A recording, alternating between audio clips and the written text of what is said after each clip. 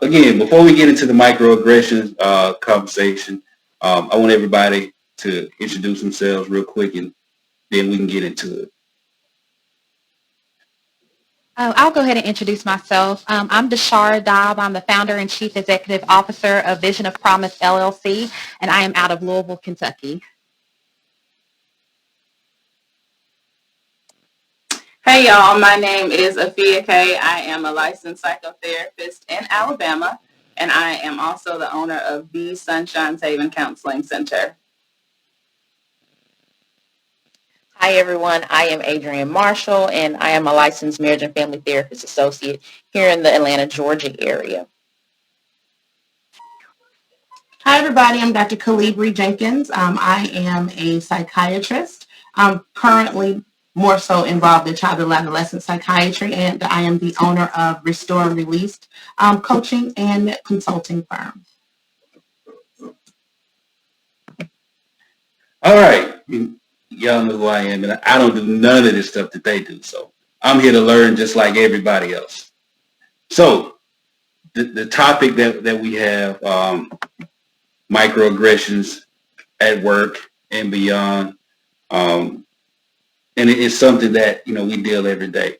Now, I want y'all to kind of, break it down, as simply as you can for people watching and listening about, what a microaggression is and the different types of microaggressions. I mean, a lot of people hear that word and don't fully understand what it is, and some people might hear you guys talk and recognize something that they had happened to them but didn't know that's exactly, what it was.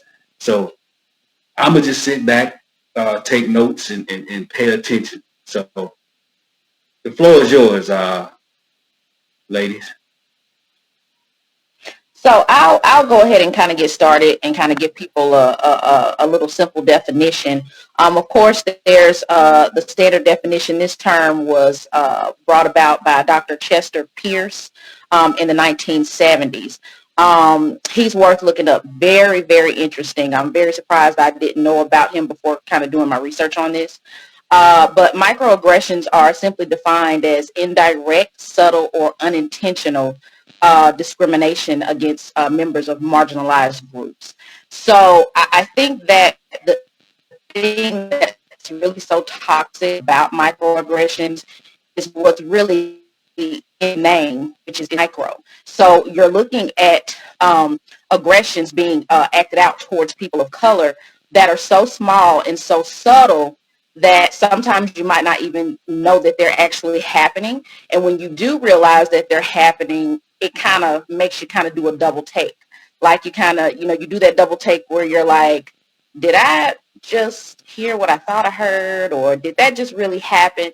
Right? So it's really subtle. And then because it is subtle, it makes it a little bit difficult to sometimes take up for yourself in situations like that, because then the first question comes out that is like, maybe makes you think you're going a little crazy, or like I said, that you didn't hear what you thought that you heard.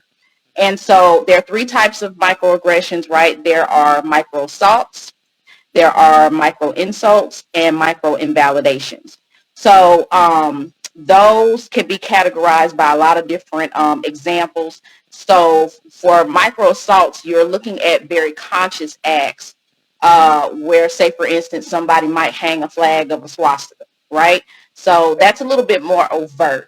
And then you have your micro insults, where that's kind of used. It's like a verbal or nonverbal rudeness, kind of used to demean a person of color and their heritage. So I would say like a micro insult might be something like, how did you get into this school? Does it have anything to do with a quota? Does it have anything to do with, affirmative action? So how you get those questions about, people of color and maybe how they got into certain spaces, what they're doing there, how they got certain jobs.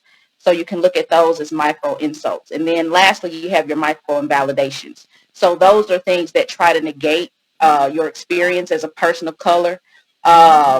that maybe you didn't really experience what you say that you're experiencing. So one famous one that we all know of is, like, for instance, when President Barack Obama was elected, and everybody kind of, made Black people, want to think or feel as if we were in a post-racial society. Hey, we have a Black president now, so we don't have any more racism. And so we know that is crazy, right? So that is a great example of a famous micro-invalidation that I'm sure a lot of us have probably come into contact with. So, yeah, those are just kind of some rough examples of what microaggressions are and who they were, who originated. I think it's interesting that you brought up the thing with Barack Obama, because I think the most prevalent microaggression that we experience right now is the I don't see color statement. And I think that is probably the most disingenuous comment that I've heard, because studies have shown that the first thing that people see when they see a person is their color. So to say that you don't see color is a lie in and of itself. You're lying to yourself, because I think that these people genuinely believe that. But the first thing that you see about a person is their color. And I want non-people of color to understand that we don't want you to disregard our color. Our race has shaped who we are. Our race has shaped our experiences. It's given us, it's helped us color the world. So when you say that you don't see color, in essence, you are invalidating us. And I think that it's important that we understand that when you erase that color, you're erasing who I am. But it's also a way for non-people of color to assuage their guilt. They don't want to look at the fact that you colonized this country. You came over and you took this land from indigenous people. You enslaved kings and queens and warriors in Africa, and you brought them to this country to work for free for your, for white empowerment and white financial betterment.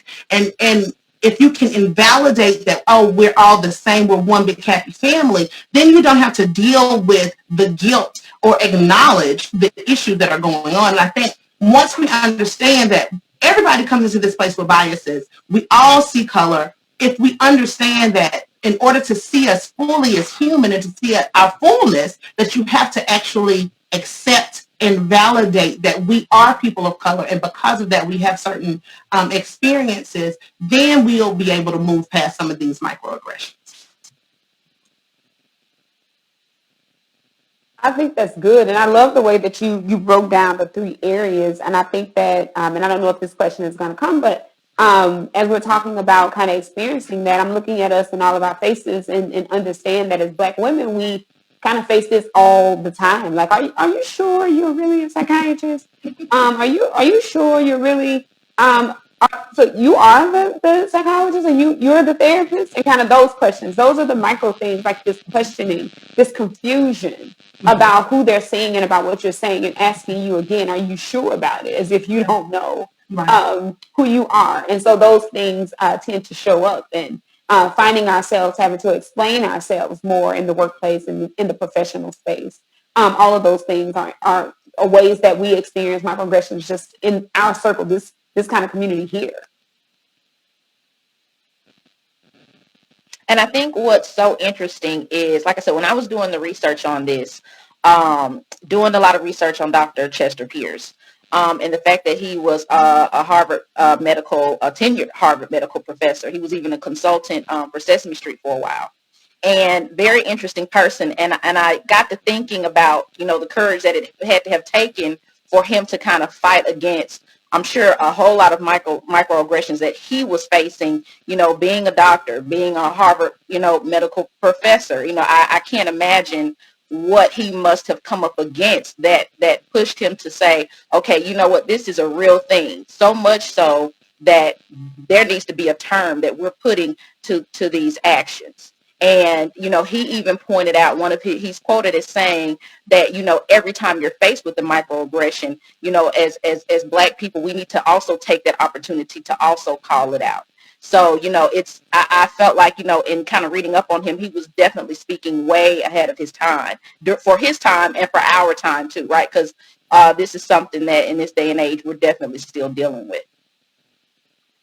One of the things I think is interesting about this concept is exactly what you just mentioned around the safety, because I think a lot of times people don't even feel safe to call it out. It's like you have to kind of teeter between, am I going to make this a teachable moment for the person that is, using these microaggressions against me? Would this possibly be some backlash? Would I possibly be dealing with, some subsequent issues within my classroom, within my workspace? And I think this inadvertent mask comes in, where we as Black people have to kind of decide how we're going to stand in our truth, right? And what ways do we have to potentially minimize our greatness for the comfort of other people to remain safe in our own spaces. And one of the things I think is so great with this panel is all of us have some type of business, right? So we all have experience being in the workspace with people where we've had to kind of navigate this. I mean, we have 2 doctors, so I know without a shadow of a doubt that, at some point in time, whether it's with academia or whether it's within the professional space, that you all have had to deal with exactly what you just said, Dr. Ebony, where people are kind of questioning, like, are you the doctor? You sure? So I think this whole putting on the mask is also an oppressive piece when it comes to microaggressions, because then you have to decide, am I going to be who I am in its wholeness and in its authenticity? And then am I going to get home or get into a place where I am comfortable and safe and take this mask off and I'm triggered and I'm in pain and I feel oppressed? I don't know how to navigate. How am I going to deal with this situation? Because I think that that's another thing. We're all women on here. So this whole concept of except you, TK, I love you. But this whole idea of the angry Black woman, right? So the idea of, even if you're coming in a very sweet, very genuine way of trying to provide a teachable moment and not necessarily correct or try to embarrass, how the other person receives it can possibly result us having, punishable actions at work, dealing with additional microaggressions and things of that nature. So I'm so glad that you brought that up too, because I think that that's a really important piece when it comes to microaggressions. It's also talking about that mask, that inadvertent mask that we also have to put on when we have to teeter the decision of if we're going to provide that teachable moment or if we're going to continue to essentially be oppressed in our workspaces. I think it's important that we place the emphasis on how important it is to do the critical analysis of what you just said. Because when you're in a situation where you're dealing with microaggressions, whether that's at work, in your personal life, at your child's school, you have to weigh the risk and benefits. And that's unfortunate, because we should be in a space where teachable moments are not viewed as aggression. They're not viewed as threatening, but they are. And because we still are in that place, we have to do the critical analysis to figure out, is my efforts to make this a teachable moment worth the loss of this friendship? Is me speaking up worth the possibility that I may be in a hostile work environment or even lose my job? Me speaking up at my child's school, is it worth the additional scrutiny that my child will then have to bear for me to educate the people on what they need to be doing and how their microaggressions are affecting me, my child, my relationships, whatever the case may be?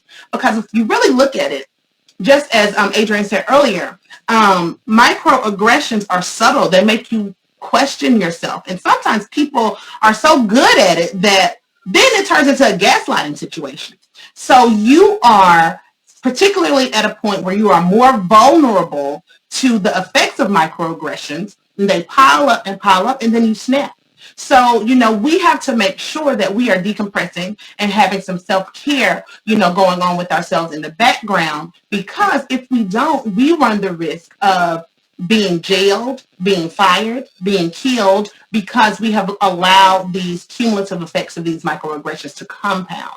So we have to be ready, to make those critical analyses about whether or not we need to address them. And if we don't address them, what are you then doing to alleviate, to woosah, to put those things in the correct compartments to be able to live your life in an effective way? So I have a question. A couple of you talked about the teachable moment and how to deal with it at work. And it made me think about a situation that happened maybe 2 or 3 weeks ago in Gulfport, Mississippi.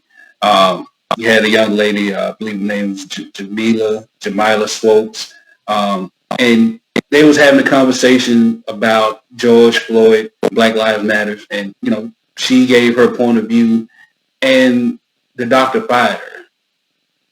And she's been protesting in front of the doctor's office and whatnot.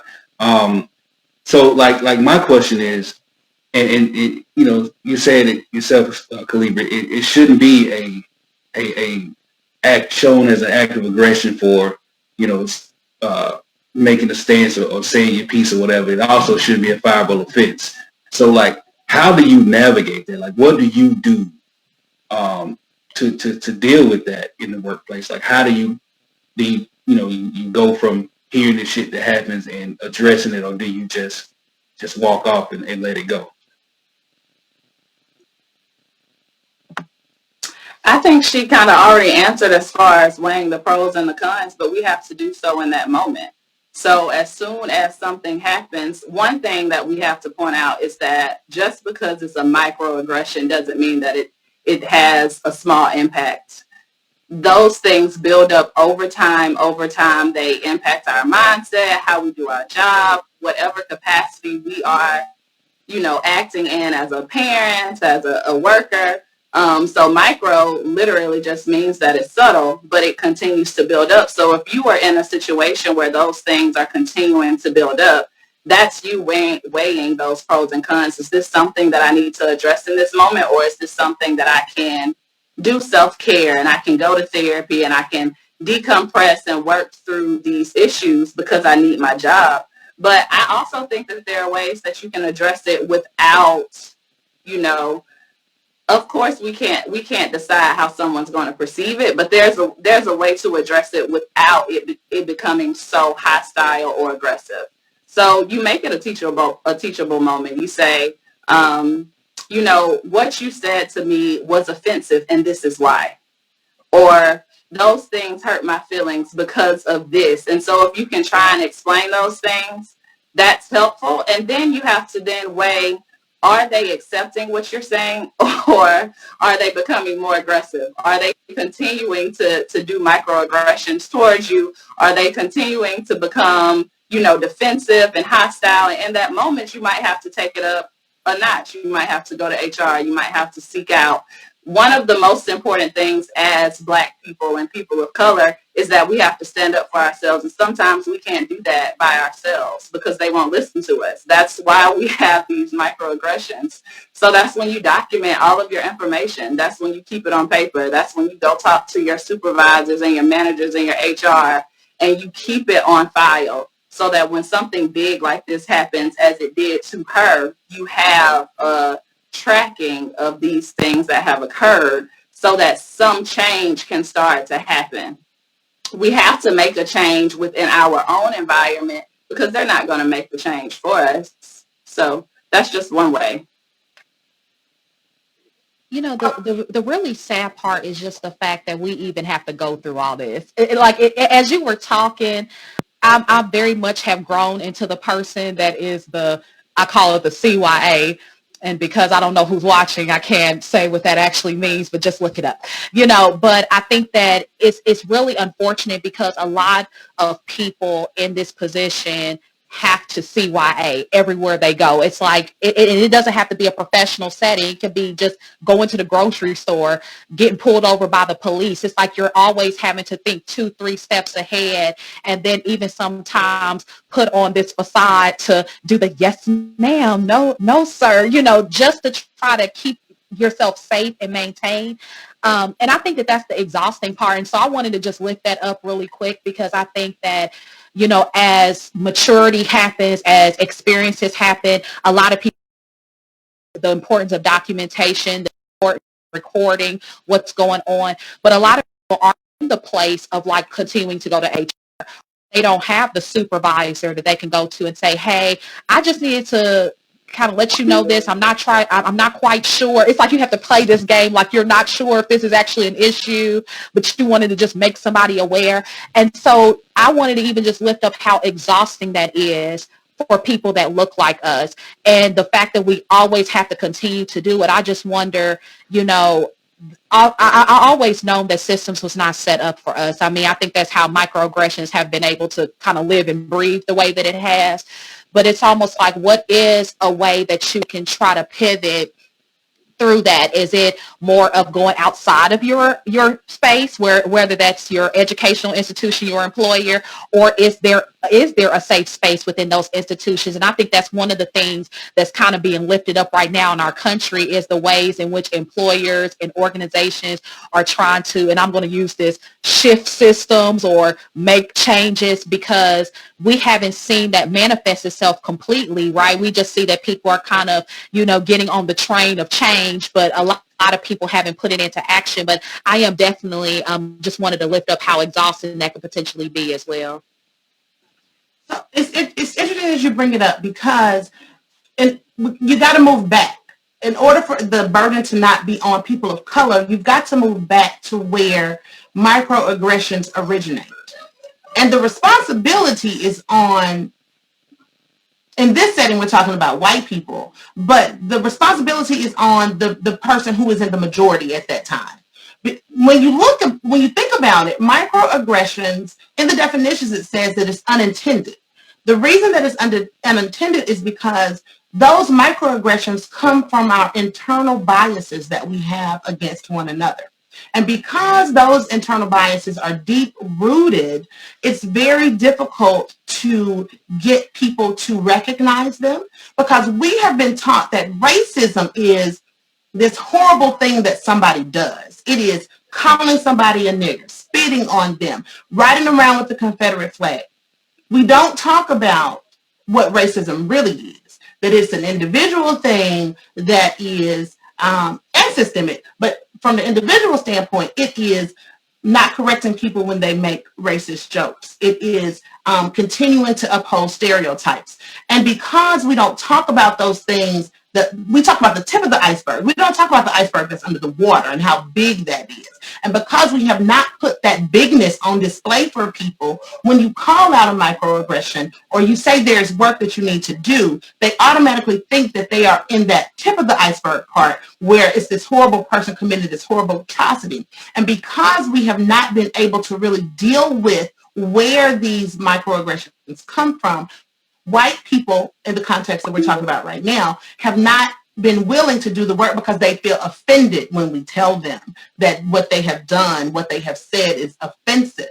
So until white people do the work, read the book White Fragility and understand where that's coming from, understand what all of that is about. And until white people decide that they want to do the work, we will continue to have these issues until they are willing to listen and be open-minded, and then apologize. And apologize from a standpoint that is not about them. Don't make the victim feel guilty for calling you out. So I think that the work has to be done from the perspective of the white person, or the person who's in the majority, or the person who's holding the bias. They have to do the work. And it does not need to be the work that Black people, brown people have to continue to do to help you understand. I was going to mention that, Calibri, about the book, The White Fragility, right? It talks so much about how we are typically conditioned to soothe white guilt. And we do that by walking on eggshells, like trying not to be the angry Black woman. Like we're walking around, hey, how you doing? And we're always in the moment trying to appear soft. We're always in the moment trying to appear approachable, because we know that there's a stereotype that we already come with just because, right? And we all kind of fit that stereotype right now because we all have a voice, right? And anybody who is kind of operating in racism and operating in their white fragility will say that we are being aggressive because we are speaking out. And not speaking out actually continues to reinforce this idea that we don't have a voice, and that it continues to reinforce the stereotypes, basically.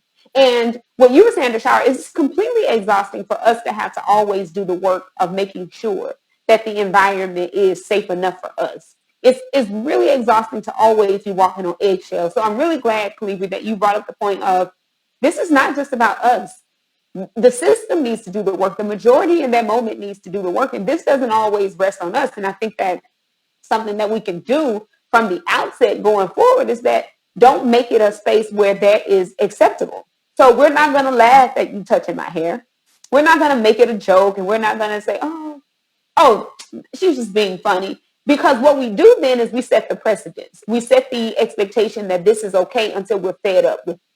And then people are like, well, wait, it wasn't a problem before. Why is it a problem now? It's because we're trying to navigate stereotypes, and because we're trying to appear soft, and because we're trying to keep our jobs, we have allowed certain things in our space that really we kind of have made acceptable that really aren't. And that is not the fault of the individual, because you're operating out of a space of safety. And when you're in survival mode, you don't make the most rational decisions. So we're always, if we going forward, can think a little bit more rationally, like, maybe I'm not going to laugh at that. I'm going to tell you that that's not appropriate. And I'm not going to wait until I'm at a level 10 angry to tell you that's not appropriate. I'm going to tell you when I'm at a level 3 angry that that's not appropriate, because that may make the relationship a little better, the dynamics a little more easy to navigate, instead of me being at a 10 and now I'm cursing everybody out within here. And, those kinds of things. So I think that we already, as Black women, have to deal with and carry so much that this is yet another thing that we have to learn how to navigate. And this is burdensome sometimes, and people sometimes can really feel that weight and really not even want to do that work and just allow things to go. But we can't afford to do that, especially not right now. I'm going to add to that, Dr. Ebony, both what you and Dr. Calibri were both saying. And I think it's important to understand and to know that, we're, even though, we're talking about this in a professional manner, we're not out of touch. We understand that even though, you might be dealing with some microaggressions at work, everybody can't, like we talked about before, can't just go to HR, or you can't just quit your job. And on top of that, it can be exhausting, right? To try to be the person that's educating white people on what to say, what's not the right thing to say, that sort of thing. But I think it's also important to kind of just really have some real conversations with yourself about the fact that a lot of times when microaggressions are happening, they're not always unconscious. Sometimes they are very conscious. And when that's happening, it's like if they are conscious and they are doing these things purposely, then that ball is in your court to kind of decide, is this the right environment for me? How long can I do this and work within a system that is working against me, that is hostile and aggressive towards me? How long can I do this? And what are some plans that I need to make for myself? And that's a real question. It might not be an easy question to answer, and it might take some time to formulate some plans. Maybe if you are wanting to make a move to a different agency or different companies and that sort of thing. But it's a very real question to ask, because, and the reason why it's important is because if a person is consciously, doing these microaggressions in the workplace, then it sort of puts you into a corner where you really don't have a choice but to kind of deal with it, if you know for a fact that if you report it, you're not going to, that nothing is going to happen. If you have the type of HR department where, there's not a whole lot of leeway that's being gained and being made for you, then, like I said, you really have to kind of ask those questions. And I'll bring up just even a personal experience of a very clear microaggression that I experienced. I was working for a very well-known agency a few years back in the central Mississippi area. And it became a point where I knew after working there maybe for 6 months that, hey, this is not going to work. That there were things happening by the white immediate supervisor that I had, things that were being said, the attitudes, things that were being done that I knew was not going to work long term. And so I was blessed to be able to find something else, and I made the decision, obviously, to leave. And so I'd stayed late and was wrapping up, getting ready to clock out. And it's a big building, and it was getting dark. And I said to this supervisor, this lady, I genuinely said to her, I said, be careful. And I said that because she was going to be the last person in the building. She was going to be by herself.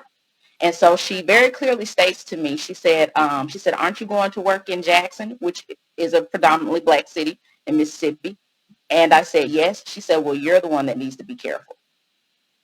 And so, and I knew what she meant. And at that moment, it confirmed to me that I was making the right decision, that the work that I had put in to try to make my move was necessary for my mental health, right, for my job performance and everything. And there has to come a time where you really have to make that decision about, okay, what does my next move need to be based on whether or not this situation can be handled appropriately.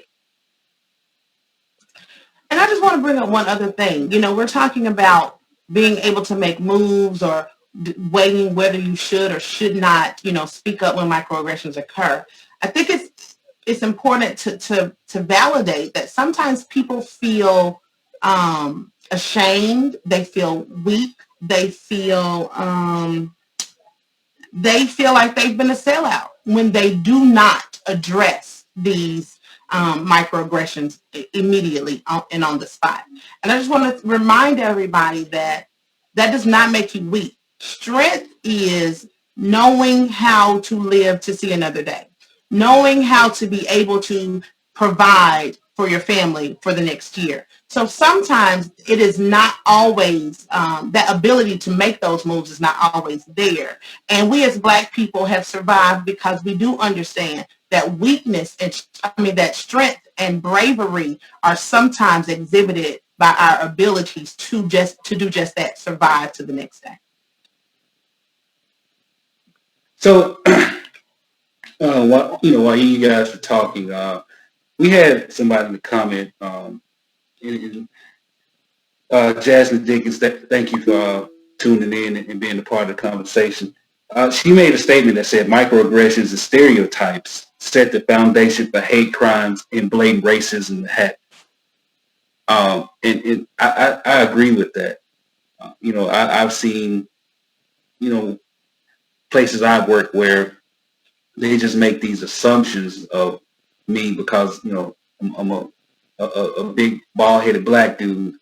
And they feel like just my mere presence alone is problematic. Like I walked down the street and seen, women clutch their purses or, guys check their wallets. And, I'd be like, motherfucker, I make more than you. I ain't got to steal from you, But we see these types of things, and it used to bother me. I think as I've gotten older, I just ignore, the shit for the most part. But, just talking to you guys, listening to you guys talk, I see so much of myself and things that have happened to me in everything that you guys are saying. And I think that's one of the reasons why we needed to have this talk, because so many people see themselves in everything that you're saying as well. It's interesting because I was sitting here thinking about where we all are in the country, and all of us are like down south. So I feel like I also have to lift up, this is not even just a Southern issue, or not those places that people automatically think are like people are waving Confederate flags and, the KKK is walking the streets still and they burning crosses. Like I think a lot of times when the conversations are had around like when you say the R word, like when you say racism, like period. And they're like, well, no, we have these diversity and equity programs. We have a Black so-and-so, and so I even want to lift up too, because I know that there's a lot of people that are joining us across many areas of the country. Don't just think that this is a Southern issue. A lot of people have lived up north, and it's been real bad. Okay, they've lived on the West Coast, the East Coast. Yeah, it can look different because the economics is different or the culture of the place is different, but it all fits in the same way. And I think all of us kind of what everybody has been saying have to evaluate and not second guess themselves. If you feel deep down inside, if you're in an experience and you like, whoa, like in your gut, you're like, this is not okay. Like, know that you don't have to second guess yourself any further. And I think that because we're in kind of this time, and I think we've been in this time for a long time, I just think the cameras is kind of catching things, right? Things are getting on social media. But I think one of the things that plagues a lot of people in our community is the fact that we always have to second guess ourselves. Like, we always get kind of like what you were mentioning, Calibri, about the gaslighting. We kind of be like, well, am I sure that that's exactly what they were trying to say? And so I think that that's one thing that we can do to speak truth to power within ourselves, is recognize, like, this is our experience and our experiences are valid, and we don't have to continue to keep second guessing our experience because this might not be the experience of our counterpart. And one of the things I wanted to mention about the commenter is, I think a lot of times that people automatically assume that microaggressions just will come from somebody that don't look like you. I think, unfortunately, there are some people that look like you that feels like that in order for them to be safe in spaces, they have to do the same thing that someone else is doing. So, like, for example, you might see someone that's, brown or black like you, and they having the same lingo, the same, commentary as someone that has made blatant oppressive comments towards you, but they think they have to do that to fit in, or they feel like they have to do that in order to get to the next level in their role. And I'm sure all of us have seen that person, or experienced that person that feel like that they have to, do the kowtow and shuck and jive, in order for them to get ahead. And I think that we see a lot of that, unfortunately, within this political race. But I think the other part is within people that have some type of consciousness and some type of awareness. I think that's also really important for us to be able to navigate too. We always assume that it's people that are white or in the majority, but I think that it also has to be a layer too of those that look like us, that feel like that the only way that they can be able to navigate in spaces is for them to act the same and for them to oppress someone else or have this crab in a barrel mentality in order for them to get ahead too. So I just wanted to make mention of that. So it's interesting you brought that up because we had a follower on our page, kind of asked that same thing. She talked about, she said, and I read what she said. She said, FYI, I'm a black woman, and the majority of my microaggression experiences have come from other black women. Like, as black women, how do you all, handle that? Because, I'm pretty sure our approach with our own is different from how we would approach, non-black people. Like, how do you deal with that as one black woman to another? DeShara was saying that it's a crab in a barrel mentality, and sometimes that's what it is. It really is. We can't both excel, but I want to bring to light that sometimes it's internal biases as well. We have certain things that we think about certain people of color who come from certain areas of town, who come with a certain level of education, who carry themselves a certain way.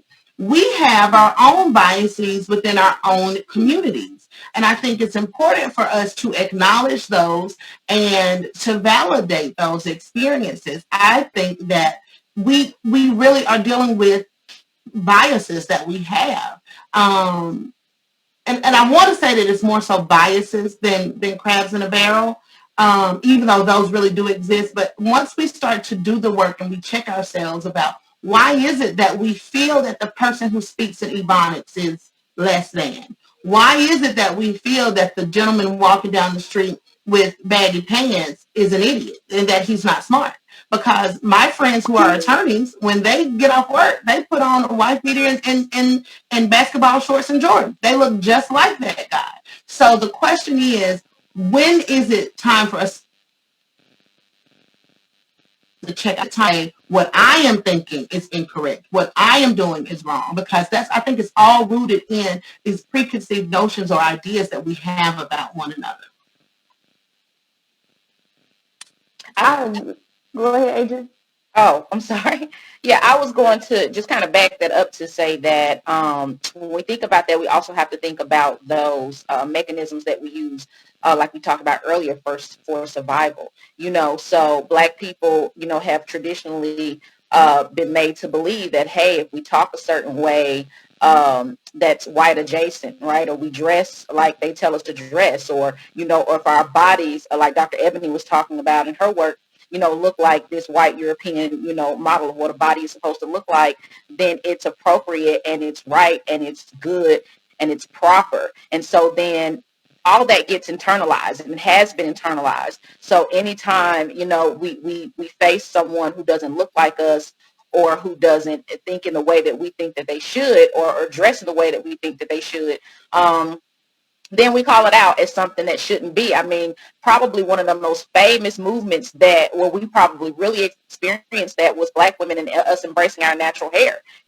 We grew up, under a lot of women, who was like, you had to get that perm, or, you had to get your hair straightened, especially before church on Sundays. And it's like, if it's natural, you got your, the way it's naturally growing out of your head, the way God made it, then it's like it's not good enough, or it's nappy, or it's all these negative things, because it's we have bought into this as Black people, this white is right type of mindset. That's exactly what I was going to say. And I'm sitting here and I don't have the answer to this, but I'm wondering, like, is this a survival skill? Am I looking at you? So if I don't look like you, then I'm safe. If I don't talk like that, then I'm safe. Well, girl, my hair don't look like that, so I'm safe. So basically, we're kind of scanning our environments all at the same time. Like, is that me? Do I look like that? No, I'm good. Do I wear my pants baggy? No, I'm good. Like, we're basically trying to kind of just feel where we are so that we can basically have some control and some grounding as to kind of survive. And so we recognize that we're not a threat. And we can actually breathe, right? Because if we feel like we look like somebody who looks like a threat, then guess what? We're not safe. So that's what I'm just wondering, like, I never thought about it that way until I'm just listening to the conversation. And I wonder if all of this kind of ways that we talk down to each other, because we do it to each other all the time. Or she thinks she's cute, or she thinks her hair is cute. Like that insecurity, those microaggressions, like, those things that you may see in the workplace where we talk about kind of people who look like us sometimes can be the ones who give us the roughest time. Like, just thinking about where is that coming from? And so for me, the way that I handle it, I kind of really have learned, and this is just by mere growth, and thank God for growth, that I don't take it personally. Back then, I used to take it very personally because I wanted everybody to like me, because I was looking for validation. And I think a lot of us are looking for validation because we're not largely validated. Many of us aren't validated in our families of origin, and we're really not validated in society. So we're always looking for ways that kind of solidify our place in this world and kind of really let us know that we're being seen. And so I will take it personally. And it's like, oh, that person doesn't like me. I really want this person to like me because I really wanted that validation. And now that I'm past that, and I think we all want people to like us at some level, but I really do think that now I look at it like, that's your problem. Like, that's a problem that you're struggling with.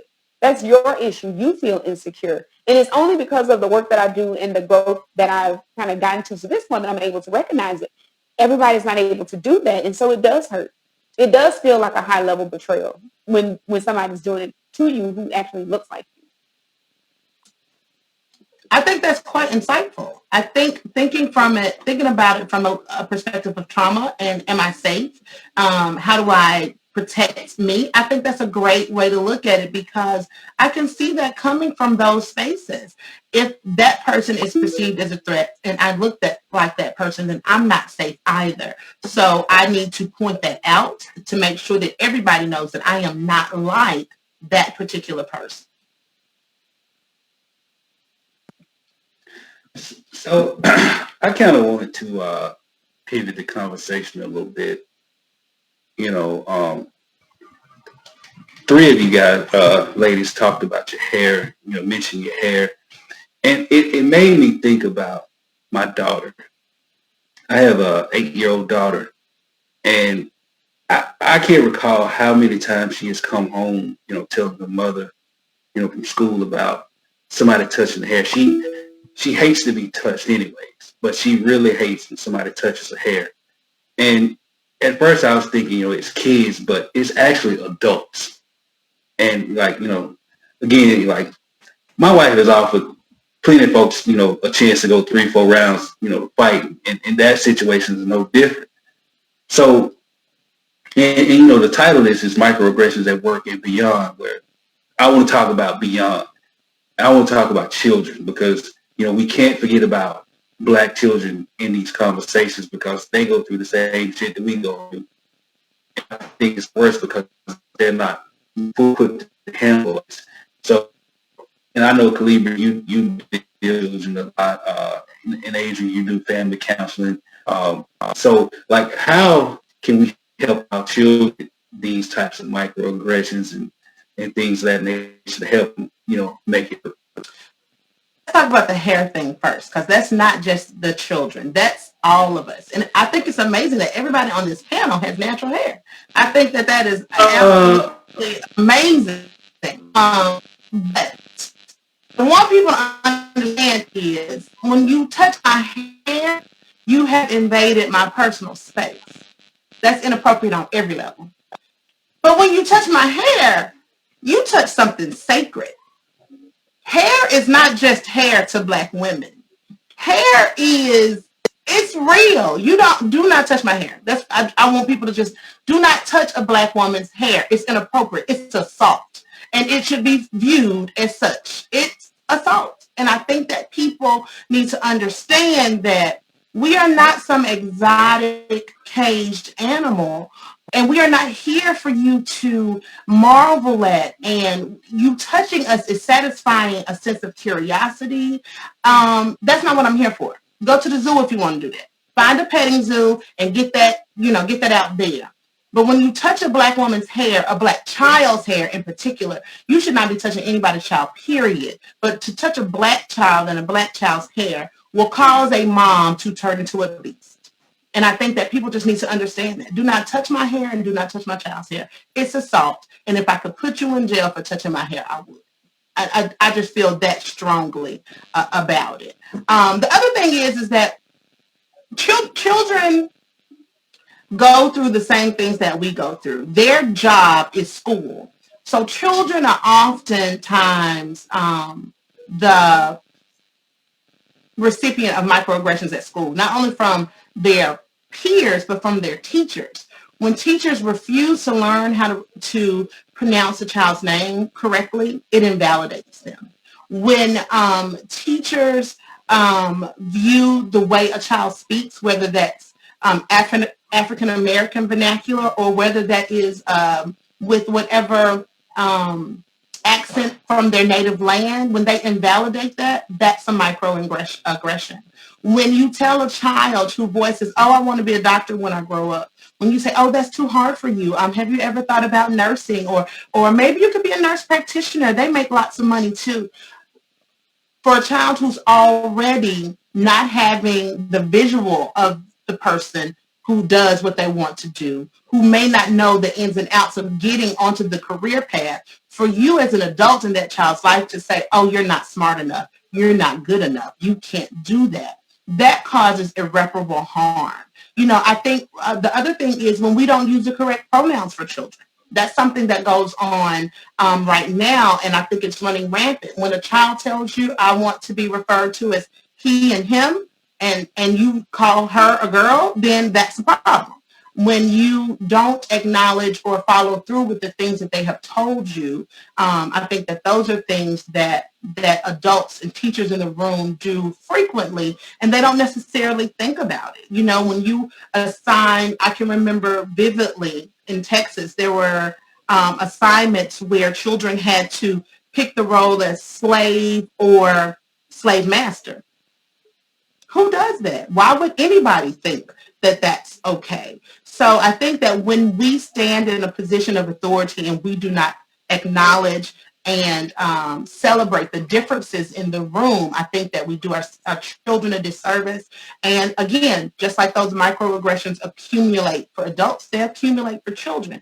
And more so for children because you are tearing at self-esteem that is trying to be built in the moment. We for most of us, we've got a certain level of self-esteem and we can withstand a little more. But when you're dealing with young people, you have to really look at what you're doing because you're causing irreparable damage.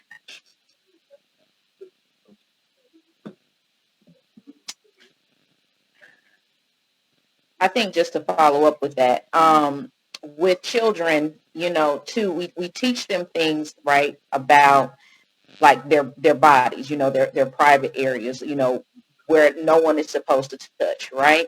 And I think we don't just need to include private areas, right, of their bodies, but also, like their heads or their hair or anywhere that you're not comfortable being is valid and it matters. And I think that teaching your kids to be able to advocate for themselves and to be able to verbally say, hey, could you please not touch me there, or I'm not comfortable with that, and making that be known. And I think once they're taught that, and they've told their teachers that, or they've told their peers that, and then once they come back home and they say, hey, I made this known, and I let them know I didn't want to be touched, but I'm still being touched. And I think that's a fight that you as a parent, then you have to take up. And I think part of building that self-esteem, a big thing, like I said, is just teaching them to be able to advocate for themselves, what they're comfortable with, what they're not comfortable with, because that also builds the foundation with them being able to learn their relationship with the word no, how to say no when they're not comfortable with something. Like, all of these are just layers and foundations that you're building in children. So it's just really, really good to teach them these things early, and to teach them to become comfortable with the uncomfortable that sometimes goes along with taking up for yourself. Because if it's something that you've never learned to do, it can be an intimidating thing. You have to build up that courage just to say, hey, I matter. My feelings matter. Don't touch me here. Don't say these types of things to me. And if we as adults know how much courage it takes for us, then to me that should indicate how important it is to start building that foundation with your children. One of the things I wanted to add really quickly, because I work in a school, is that I want parents to know that you have the agency to protect your child. So if your child comes home and says that someone has touched me, of course, as a parent, I think all of us kind of get that feeling riled up in us, like we want to fight, we want to do what we need to do. Get all the information that's needed. Ask who the people are. And especially if it's a teacher, just like all of us have mentioned in some type of sorts, that sometimes even the agency as an adult to speak to another adult to educate them or incite them that they are doing something that's inappropriate. Imagine a child to an authority figure, especially in our community. We are always teaching our children, respect authority, respect your elders, respect your, and so I would say, even as a parent, do not fear calling the principal.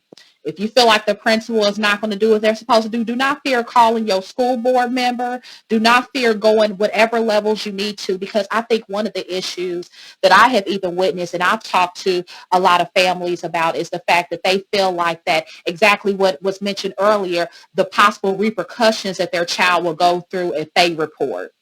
So, children have to get through school, right? You need the education to get the job, to move on with life. And then if you're already being stigmatized from whatever biases that teacher has, or whatever systems have been created that is causing Black children particularly not to be able to succeed, I think that could be really important. But I would tell parents, and I know all of us are working, I know a lot of us are just trying to make it to keep a roof over our head and food on our family's table, but please know that sometimes it's going to take for you to take that time off of work, or to go into work late, or to make that phone call, because I think that a lot of systems expect for us to be quiet, right? Like, they expect for us not to go through the formal processes. We as a community, a lot of times, and I'll just go ahead and say it, a lot of us do the parking lot conversation, right? A lot of us will go to our friend or someone that we're comfortable with, and we'll talk about what issues we're having. But in terms of going through formalized processes, a lot of times people believe that because we have been oppressed and suppressed from systems, a lot of people are scared to go through formal processes of calling principals or calling the teacher directly, going to the parent-teacher conference or whatever. So one of the things I would definitely recommend as well is, when your child, first of all, create that system that your child can even come to you, right? Because a lot of times, there could be some fear even with that kid of telling their parent that something is going on, but, definitely create that safety at home. But when your child does do something, first of all, validate them, validate that absolutely that was inappropriate. Absolutely they shouldn't have touched you there. And I think when we talk about good and bad touch, a lot of times we're talking about private parts and maybe not necessarily our face or our hair or holding people's hands or hugging people and things of that nature. But I think also as parents and as the village, definitely feel like that you have that agency to call that teacher. If you feel like that teacher is going to demonstrate some microaggression with you on the phone or in your face and say, oh, that wasn't my intention. Oh, they took it the wrong way, because that is also a microaggression. Definitely feel like you have the agency to take it to the next level. This conversation about touching people, in places that are not welcomed, especially kids, brings up something for me that used to happen for me when I was in elementary. Like the teacher, I used to get in trouble by this one teacher all the time. She was a black lady. And she used to always call me in the hallway. She said, come here. And then she'd take her finger and she literally rubbed her finger down my face like this. And then I asked her, what are you doing? She was like, does your mom know you have on makeup? And I was like, what are you talking about? She used to rub my face every day. And finally, my mom had to go tell her, like, she's not wearing makeup. I don't know. What are you doing? And so I had no agency at that time to recognize that she was, like, I had no awareness to recognize that she was actually touching me and violating my personal space, because she just, like, literally took her finger and ran it down my face, and that's inappropriate. And as I think about it now, it's like, I wish somebody would do my child's face like that, and it's inappropriate. And I think that we have to do a better job as adults who are kind of teaching and working with these little people of knowing what our boundaries are. And just because we are the authority figure does not mean that we get a chance to violate a little person's boundaries and kind of tell them that they don't know what they're talking about, or that they don't kind of know what's going on. And I appreciate this conversation, and I love the framing of that's the child's job, is to go to school, and we can't be violating them in their workplace either. And I think that the adult has to get comfortable with sitting on their hands and not acting on their urges to violate somebody's boundaries just because they feel like that person does not have any say-so. And because sometimes it's us, it's the adults who can't sit with the urge to kind of want to let me touch it, let me feel, let me tell you how I see you. And I just really love, Dr. Cleaver, that you brought up the gender thing and the identity thing, because we as adults love to tell people, especially little people, who they are and what they are, and we don't recognize that those are microaggressions. Oh, you don't know yet. You don't know yourself yet. So until you're able to know yourself, I'm just going to call you by your name that you were given. And the child is asking to be called another name or asking to be referred to by another pronoun. And because of our own discomfort, and it always comes back to our own stuff, we're telling them, no, I'm going to call you what I want to call you. And that's no different than us being at work and saying, you know what? I know your mom named you Ebony, but I'm going to call you Emily because that's easier for me to say. That's the same thing. That's the same thing, but we don't recognize it as such because, one, we got our own hang-ups about gender identity and the LGBTQ plus community, and we don't recognize that little people have boundaries and they have advocacy and voice over what they want in their lives, and it's their lives, and we as adults need to understand and recognize that boundary as such. And I just want to quick say that gender identity is laid down by 3. So to tell a child that they don't know what they're talking about is completely incorrect, because by 3, a child knows whether or not they're a boy or a girl. So to say that is just completely outside of what we know to be true. The other thing that I wanted to point out is for any allies who may be watching, talk to your children about what microaggressions are. Ask them, what do you think about Black people? What do you think about Hispanic people? And I think Hispanic is not a right term, but what do you think about, all of these people, the Asian community, and see if they're feeding you stereotypes. If they're feeding you stereotypes that, Asians are, they're really good in math, or if you have someone who says, well, I wonder if if her parents have their papers.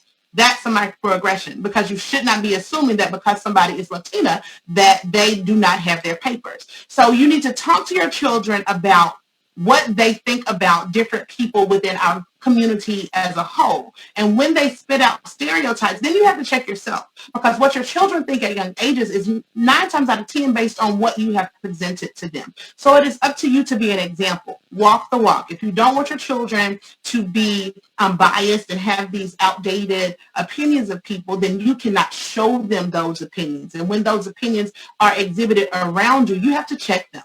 You have to check them. Again, this is not the work of the oppressed. If the oppressed could free themselves, we would be free by now. So the work is, it's incumbent that the people who are doing the oppressing do the work. So if you don't want your children to behave in this kind of way, or you want to be baffled when someone accuses them of being this way, you have to have looked at yourself and done the work yourself in order to say, well, I know I've done what I needed to do. Jack, where are you getting these ideas from? Jack. So, you know, we can talk about this like all night, because you all know so much, man, and how deep this conversation could go. You know, we could be here until the kids are grown, actually. And again, I appreciate, you know, each and every one of you for doing this. Dr. Eben, I appreciate you coming through. You know, the floor is yours anytime you want to stop by. You know, the mental health, Melanated mental health awareness team, you know, we got some really good people, folks, who really know what they're doing, and I couldn't be more proud to be a part of this. And, you know, I thank the Most High every day for each and every one of you, because, you know, without you guys, this wouldn't even be possible. Before we, you know, end this conversation, I just want to give each one of you a chance to give a thought. I know it's a lot to digest. You know, a lot of people on this panel, so everybody couldn't just really just give everything that they had. So, you know, I'm gonna start with you, Afia. You've been the most quiet tonight. So, everybody, just, you know, give your closing remarks, your closing thoughts, and you know, that way all hearts and minds are satisfied. Thank you. It's a powerhouse of women here. So I was learning and listening, and every time I tried to jump in, I was like, oh yeah, that's right. No, but I appreciate being a part of it. And I think I was sitting here having flashbacks of all of the microaggressions that I've experienced, and choosing to go into business for myself at such a young age because of those experiences. And then still identifying that even in business for myself, I still have to endure some of those things. So closing remarks, I would say, is to remember that just because it's called a microaggression doesn't mean that it's something small. It's very impactful. It affects us majorly. And so we have to look for allies. We have to look for people who are there for us. We have to take care of ourselves. Self-care is important in the aspects of having to deal with that day by day at home. You know, if your family kind of put some of those microaggressions on you, which we didn't get to jump into today, but we know that happens at work, you know, at school, in the grocery store. Don't take light of it just because it's called a microaggression. You know, you need to pay attention to yourself, how you're experiencing it, and how you're taking care of yourself as you are experiencing those things. I'll go ahead and jump in, and I kind of feel I feel the same way with you. I've learned so much even just being in these conversations, and you know, just to say it publicly to you all of how much this is even healing for those that's even in the midst of these conversations, because all of us, you know, don't think that because, you know, we're sitting on this panel that we ain't been through it, you know. So I'm definitely appreciative. The final thought I want to give is around resources, around if you feel like that you've experienced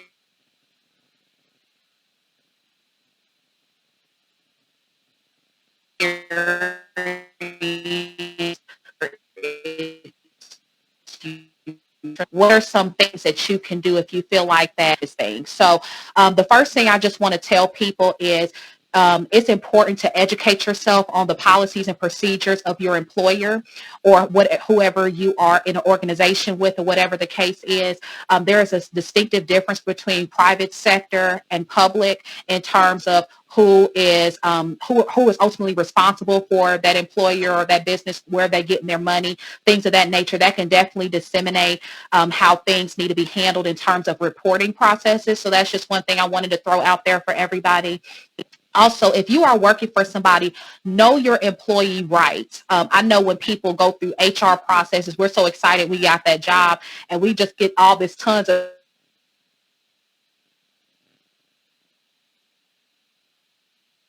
microaggression or you're dealing with some type of discrimination at your job, take this opportunity to go through and kind of look at what their policies are.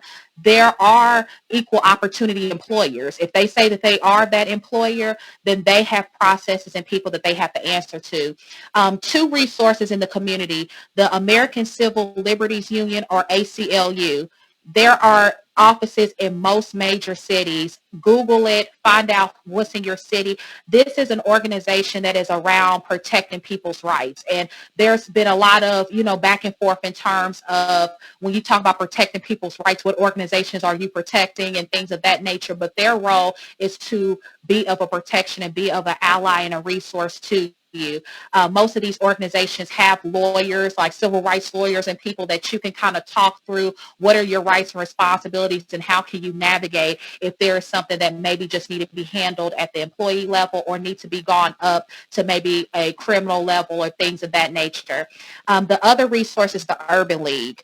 Again, most major cities have an urban league as well. I know a lot of these civil rights organizations, people have differences, particularly with generations. Maybe they're not aware of what kind of things they can do or maybe being a member of these organizations. But I would definitely say your knowledge is power. Period. Don't think that having formal education makes you knowledgeable. You being able to have the opportunity to go and research and do your own, get your own information about your employer and organizations and businesses you patron are important. Know that you can report. Know that Better Business Bureau, all those things. Just make sure that you research, and just thank you all again for listening. I'll go next. I am so excited to have joined, and y'all, like, I can listen to y'all all day. Like, y'all have such great insight, and I'm just so honored to kind of have shared this space with y'all, and thank y'all for the work that you're doing in our community around mental health and education. We definitely need it.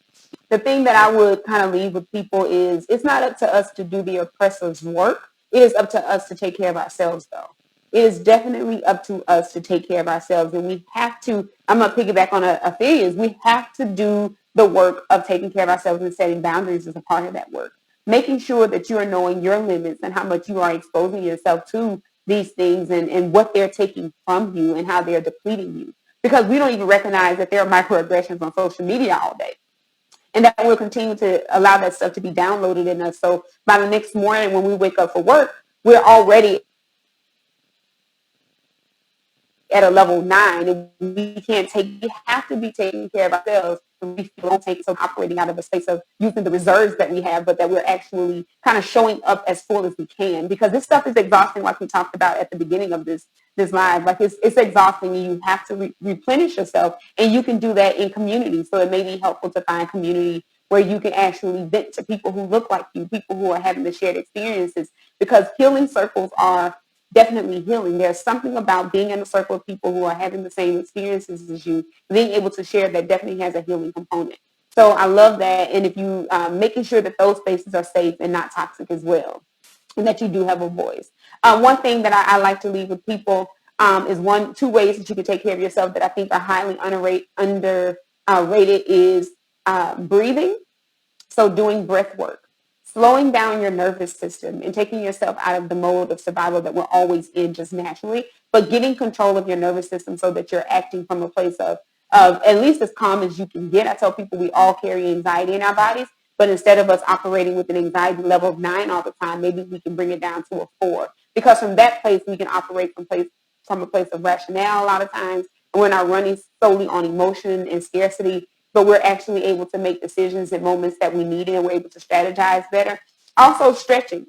We really kind of like look over the work that stretching can do to move energy in and out of your body. So if you're stretching, we carry tension. I carry it in my shoulders. I carry it in my jaw. I have shoulder pain. I have pain back here in my neck. We don't do anything about the and then they lodge themselves in places in your bodies, your hips, your joints. And so if you're prone to arthritis and you're prone to inflammation, you can actually have some of these things become exacerbated: back pain, knee pain, all of these things. Are stretching, walking. You don't have to do crazy things, but just actually moving your body and moving that energy can help you take care of yourself and help you to kind of release some of those things that may be stuck inside your body so that you can have more room to face the next day, because we're all out here just trying to do that. Well, I will go next. I'm going to say, Dr. Ebony, I have got to get some of those cards, because I was already sold.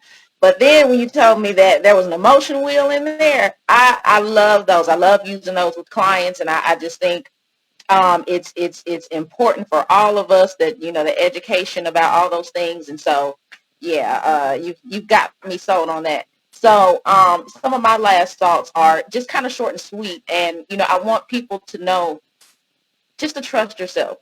Trust your instincts. If you think it is, it probably is.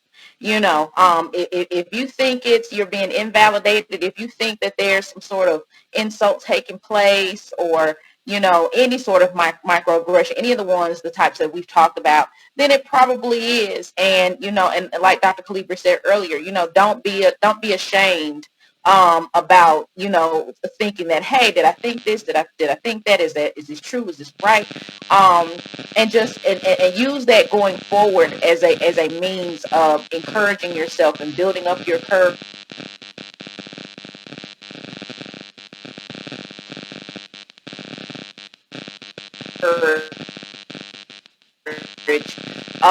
Environment around you, and know it's a good supportive space for you. And I think that, a lot of times we don't take into consideration with our world of work kind of, what's a good environment, because it's a lot of stress, right, to have to already take care of a household financially. So you're adding that stress on top of it. And so, like I said, just be aware and use your instincts, trust your gut, and all of that. So, yeah. I just want to say that it's an honor to be a part of a group of women who are so intelligent, but in tune with the needs of the Black community. It's one thing to be educated, but then it's another thing to understand what the needs of your community are and use that to push us all forward. So I'm just grateful to have the opportunity to be a part of you guys, and I thank you for all the work that you're doing. As far as the last comments, if you have been the recipient of microaggressions and they are becoming something that is unbearable, make sure that you are keeping documentation, whether that's going to HR every time it happens, or creating an email account where you literally send yourself an email and document who said what and when, what your reply was, what their reply was. Make sure that you are keeping documentation. So if you need it, you will have it. And you from a place of emotionality, you'll be coming from a place of facts so that you can get done what you need to get done when it comes to your employment. The other thing is that I think that's very important is that you check in with your children. You talk to your children on a regular basis about what they are experiencing, how things are going at school, what people are saying to them, because if you don't talk to them, they may not feel safe enough to just come to you. So you have to create the environment where talking is normal, and when things happen, they can feel free to talk to you about it. Once you've gotten that information from them, you get calm, because I know we can come out and be bears when somebody messes with our babies.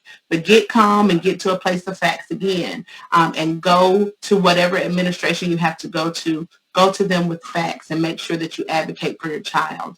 So those are my 2 points: advocate and document, so you will have legs to stand on when the time comes.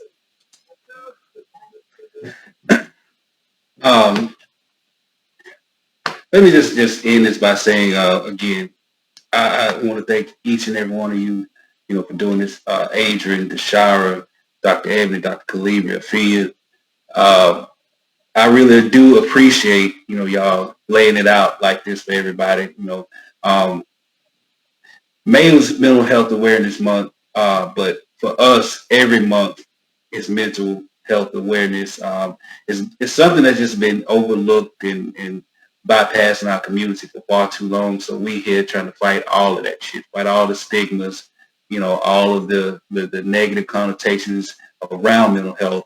And, thanks to you guys, we actually have a vehicle in order to do that. So again, I appreciate, each and every one of you.